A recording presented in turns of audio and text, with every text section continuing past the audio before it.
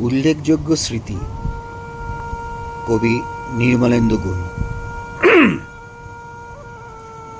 আমার ভালোবাসা কিংবা প্রেম সংক্রান্ত কোনো স্মৃতি নেই, যাকে ঠিক ভালোবাসা কিংবা প্রেম বলা যায়।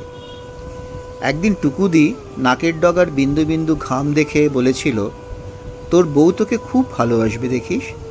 সেই আমার প্রেম, সেই আমার সর্বপ্রথম কল্পনায় রমণীর ভালোবাসা পাওয়া, হঠাৎ যৌবন ছোঁয়া, কিশোর প্রথম প্রণয়। আর কোনো স্মৃতি নেই। একদিন নখ কাটতে কাটতে আঙ্গুল কেটে গেলে প্রেমে শিশির হয়ে রক্ত ঝরেছিল। ডেটলের রক্তাক্ত ক্ষত ধুয়ে মুছিয়ে দিয়ে পুরবী বলেছিল, আমি তার চিরকালের শত্রু। আমি আজও শত্রু মিত্র তফাৎ বুঝি না। নিজেরই শত্রু হয়ে আমি আজও অপেক্ষমান। ঘুরে ফিরে স্মৃতির সম্মুখে এসে এখনো দাঁড়াই। আমার এছাড়া ভালোবাসা কিংবা প্রেমের কাছাকাছি আর কোনো স্মৃতি নেই। সেই আমার প্রেম, অদ্যাবধি সেই আমার পূর্ণ ভালোবাসা।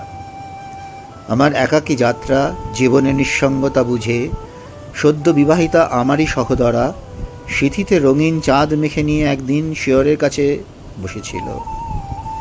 চল কদিন আমার বাড়ি, সমুদ্রের হাওয়ায় কাটাবি।